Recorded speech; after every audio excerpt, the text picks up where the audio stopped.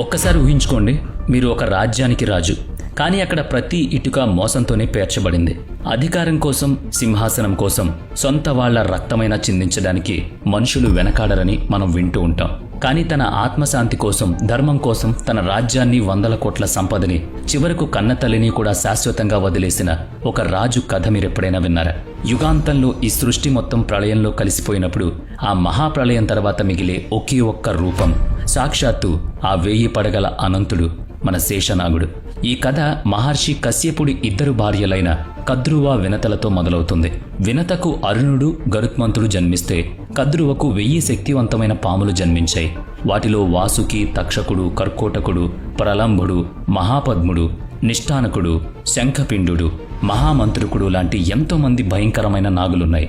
వీటన్నిటిలో అందరికంటే పెద్దవాడు, అత్యంత బలవంతుడు శేషనాగుడు. కాలం గడిచింది. పెద్ద కొడుకు కావడంతో నాగలోక సింహాసనం శేషనాగుకి దక్కింది. కానీ ఆ కిరీటం అతనికి వరం కంటే పెద్ద శాపంగా మారింది. శేషనాగుడు పుట్టుకతోనే ఎంతో ధర్మాత్ముడు, కానీ అతని తమ్ములు మాత్రం క్రూరత్వం, అహంకారం, విషంతో నిండిపోయారు. నాగలోకంలో ప్రతిరోజు ఏదో ఒక మోసం, అధర్మం జరుగుతూ ఉండేది. రాజుగా ఉన్న శేషనాగుడు తన తమ్ముళ్లకు సత్యం, ధర్మం గురించి చెప్పడానికి ఎంతో ప్రయత్నించాడు. కానీ ఆ విషసర్పాలకు ధర్మం అంటే ఏంటో అస్సలు అర్థం కాలేదు. నిజం చెప్పాలంటే ఇందులో ఆ పాముల తప్పు మాత్రం లేదు. వాళ్ల తల్లి కద్రువ పెంపకం కూడా అలాగే ఉండేది. తన వాళ్లను సరైన దారిలో పెట్టాలని రాజుగా శేషనాగుడు చేసిన ప్రయత్నాలన్నీ విఫలం. ఒక రాజు అయి ఉండి కూడా తన సొంత వాళ్ల ముందు తలవంచాల్సి వచ్చింది. కానీ ఒక పందెంలో గెలవడం కోసం కన్న తల్లి కద్రువ చేసిన మోసం చూశాక అతని గుండె పగిలిపోయింది. మహాభారతంలోని ఆదిపర్వం ఈ సంఘటన గురించి చాలా వివరంగా చెబుతుంది. ఒకసారి కద్రువ, వినత ఆకాశంలో ఎగురుతున్న ఉచ్చైస్రవం అనే ఒక అద్భుతమైన గుర్రాన్ని చూశారు. దూరం నుంచి దాని తోక స్పష్టంగా కనిపించలేదు. ఆ గుర్రం తోక తెల్లగా ఉందని వినత అంటే, కాదు కాదు నల్లగా ఉందని కద్రువ అహంకారంతో వాదించింది. దీనిపై ఆ 2 సోదరీమణుల మధ్య పందెం కుదిరింది. అందులో ఓడిపోయిన వాళ్లు గెలిచిన వాళ్లకు జీవితాంతం దాస్యం చెయ్యాలి. పందెంలో తను ఓడిపోవడం ఖాయమని తెలుసుకున్న కద్రువ ఒక భయంకరమైన కుట్ర చేసింది. ఆ అద్భుతమైన గుర్రం తోక నల్లగా కనిపించడం కోసం నల్లటి వెంట్రుకల్లా మారి ఆ తోకను చుట్టుకోమని తన కొడుకులను ఆదేశించింది. అలా మోసంతో తన సోదరి వినతను బానిసగా చేసుకుంది. ఈ ఘోరమైన పాపంలో పాలు పంచుకోవడానికి కొంతమంది కొడుకులు నిరాకరించడంతో కద్రువకు విపరీతమైన కోపం వచ్చింది. భవిష్యత్తులో జనమేజయుడు చేసే సర్పయాగంలో మీరంతా కాలి బూడిదవుతారని కన్న కొడుకులకే శాపం ఇచ్చింది. ఆ శాపానికి భయపడి తల్లిని సంతోషపెట్టడం కోసం ఆ పాములు ఆ గుర్రం తోకను చుట్టుకున్నాయి. మరుసటి రోజు ఉదయం కద్రువ, వినత సముద్ర తీరానికి వెళ్లి చూసేసరికి ఆ పాములు చుట్టుకోవడం వల్ల ఆ గుర్రం తోక నిజంగానే నల్లగా కనిపించింది. అలా కద్రువ మోసంతో పందెం గెలిచింది. పాపం వినత తన సొంత సోదరికి బానిసగా మారింది. నిజానికి వినత, గరుత్మంతుడు బానిసలుగా మారిన ఈ కథ చాలా అద్భుతమైంది. దీని గురించి మనం మరో ఎపిసోడ్లో మాట్లాడుకుందాం. ప్రస్తుతానికి మన అసలు కథలోకి వద్దాం. తల్లి కద్రువ చేసిన ఈ భయంకరమైన కుట్ర, మోసం గురించి తెలిసాక శేషనాగుడు తట్టుకోలేకపోయాడు. ఒక రాజుగా తాను ఏం చేయలేనని నిస్సహాయ స్థితిలో ఉండిపోయాడు. ఎందుకంటే ఈ ఘోరమైన పాపానికి కారణం తనకు జన్మనిచ్చిన కన్న తల్లి. ఈ ఘోరాన్ని చూస్తూ ఊరుకోలేక ఆ మోసాన్ని తీవ్రంగా వ్యతిరేకించేందుకు సొంత కుటుంబమే అతన్ని దూరం పెట్టింది. మోసం, స్వార్థం పునాదుల మీద నిలబడిన కుటుంబంలో రాజుగా ఉండడం తన ఆత్మను తానే చంపుకోవడం లాంటిదని శేషనాగుడికి ఆ క్షణంలో అర్థమైంది. ఒక్క క్షణం కూడా ఆలోచించకుండా ఆ నాగలోక కిరీటాన్ని తీసి విసిరేశాడు.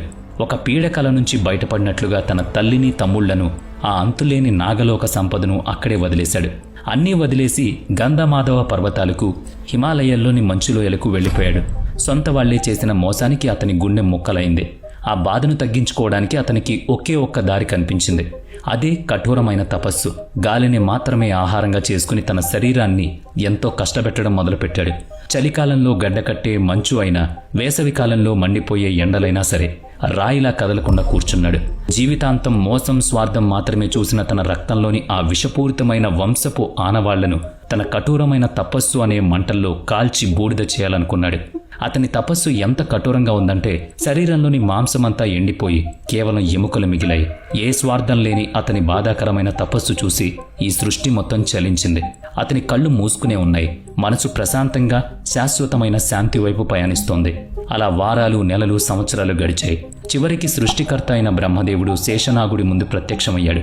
ఓ శేష, నీ తమ్ముళ్ళు చేస్తున్న పాపాలు, అధర్మం వల్ల ఈ భూమి వణికిపోతోంది, తన సమతుల్యతను కోల్పోతోంది అని బ్రహ్మ అన్నాడు. అప్పుడు శేషనాగుడు, దేవా, ఈ విషయం నాకు తెలుసు. నా వాళ్ళు చేస్తున్న పనులకు నా మనసు పశ్చాత్తాపంతో రగిలిపోతోంది. దయచేసి నా జీవిత పరమార్థం ఏంటో, నేను వెళ్లాల్సిన సరైన దారేంటో నాకు చూపించండి అని వేడుకున్నాడు. నీ ఆత్మ చాలా పవిత్రమైంది, నీలో అంతులేని సహనం ఉంది. అందుకే ఈ భూమి భారాన్ని మోసి ఒక గొప్ప బాధ్యతను నీకు అప్పగిస్తున్నాను అని బ్రహ్మదేవుడు వరమిచ్చాడు. అలా ధర్మం కోసం నాగలోకాన్ని, సంపదను, కిరీటాన్ని వదిలేసిన ఆ నాగుల రాజు ఈ సృష్టి మొత్తానికి ఆధారంగా మారాడు. పాతాళానికి వెళ్లి తన వేలాది పడగల మీద ఈ మొత్తాన్ని మోస్తున్నాడు. భూభారాన్ని మోయడంతోనే శేషనాగుడి ప్రయాణం ఆగిపోలేదు. ఇంత గొప్ప త్యాగం చేసిన తర్వాత కూడా అతని మనసు ఒక ప్రశాంతమైన ఆశ్రయం కోసం పరితపించింది.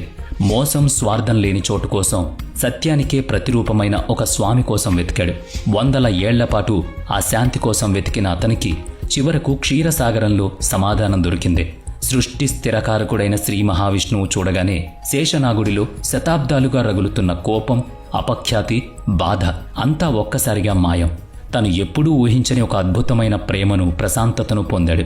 సొంత వాళ్ల విషం, మోసం నుంచి దూరంగా వచ్చిన ఆ నాగుల రాజులోని నిస్వార్థమైన భక్తిని శ్రీహరి గుర్తించి దగ్గరకు తీసుకున్నాడు. ఈ ప్రపంచంలో ఎవరూ లేని వాళ్లకు, సొంత వాళ్లే దూరం పెట్టిన వాళ్లకు ఆ దేవుడే తోడుగా ఉంటాడనేది ఎంత నిజమో కదా. శ్రీహరి అతన్ని శాశ్వతంగా తన పాన్పుగా మార్చేసుకున్నాడు. అందుకే ఒక్కసారి ఆలోచించండి. ఒకవైపు శేషనాగుడికి కేవలం బాధను, మోసాన్ని మాత్రమే ఇచ్చిన లోకం ఉంటే, మరోవైపు ఈ సృష్టి భారాన్నంతా మోసే ఆ మహాసర్పరాజును ప్రేమగా హత్తుకున్న శ్రీ మహావిష్ణువుడు అతనికి తోడుగా ఉన్నాడిప్పుడు. సరిగ్గా ఇక్కడి నుంచే ఈ సృష్టిలో అత్యంత అందమైన, విడదీయరాని ఒక అద్భుతమైన బంధం మొదలైంది. విష్ణు పురాణంలో దీని గురించి చాలా స్పష్టంగా, లోతుగా వివరించారు. శేషనాగుడు సాక్షాత్తు విష్ణుమూర్తి సంకర్ష రూపం. ఆ తర్వాత తామసీ శక్తికి, ఈ మొత్తం సృష్టికి ఆయనే ఆధారం. ఈ దృశ్యం వెనుక ఉన్న లోతును అర్థం చేసుకోండి. తల్లి గర్భంలో పసిబిడ్డ ఎంత నిర్భయంగా నిద్రపోతాడో, సృష్టిని కాపాడే శ్రీహరి కూడా ఆ 1000 పడగల శేషనాగుడి మీద అంతే ప్రశాంతంగా పడుకుని ఉంటాడు. ఆయన పాదాల దగ్గర సాక్షాత్తు లక్ష్మీదేవి కూర్చుని ప్రేమగా సేవలు చేస్తూ ఉంటుంది. ఇది కేవలం ఒక సాధారణ దృశ్యం కాదు, జీవితంలో ఒక గొప్ప రహస్యాన్ని మనకు నేర్పిస్తుంది. ప్రపంచంలోని విషానికి, కోపానికి, అనంతమైన శక్తికి శేషనాగుడు ప్రతీక అయితే, ఆ దేవుడు శాంతికి ప్రతీక. ఆ నాగుల రాజు ఎంత విశాలమైనవాడో చెప్పడానికి ఒక ఉదాహరణ చాలు. తన వేలాది పడగల్లో ఒక పడగ మీద ఈ భూమిని ఎత్తినప్పుడు, ఆ పడగల మీద ఈ పెద్ద భూమండలం కేవలం ఒక ఆవగింజంత చిన్నదిగా కనిపిస్తుంది. దీన్ని బట్టి ఆయన నిజస్వరూపం ఎంత అనంతమైందో మీకు అర్థం చేసుకోవచ్చు. అసలు శేషనాగుడు అనే పేరు ఎందుకొచ్చిందో మీరెప్పుడైనా ఆలోచించారా? ఎవరైనా చెప్పారా? శేషం అంటే చివరకు మిగిలేది అని అర్థం. అందుకే ఆయన్ని అనంతుడు అని కూడా పిలుస్తారు. ప్రళయకాలం వచ్చినప్పుడు, అంటే యుగాంతంలో పరమశివుడు లయకారకుడిగా మారి ఈ సృష్టి మొత్తాన్ని నాశనం చేస్తాడని పురాణాలు చెబుతున్నాయి. అంతా కాలి బూడిదైన తర్వాత ఆ మహాప్రళయంలో కూడా ఏదైనా మిగిలి ఉందంటే అది కేవలం శేషనాగుడు మాత్రమే. అన్నీ అంతమైపోయిన తర్వాత కూడా మిగిలి ఉండేవాడు కాబట్టే ఆయన్ని ఆ పేరుతో పిలుస్తారు. ఈ శేషనాగుడి కథ కేవలం ఒక పాము దేవుడిగా మారిన కథ కాదు. సత్యం వైపు నిలబడినప్పుడు సొంత వాళ్లే మనకు ఎదురు తిరిగితే గుండెలో ఎంత భరించలేని బాధ కలుగుతుందో చెప్పే కథ. మనం ఎక్కడ పుట్టామనేది ఏమాత్రం ముఖ్యం కాదని ఆయన నిరూపించాడు. మన కర్మ, మన ధర్మం, మనం చేసే తపస్సే మనల్ని గొప్పవాళ్లుగా చేస్తుందని ఈ కథ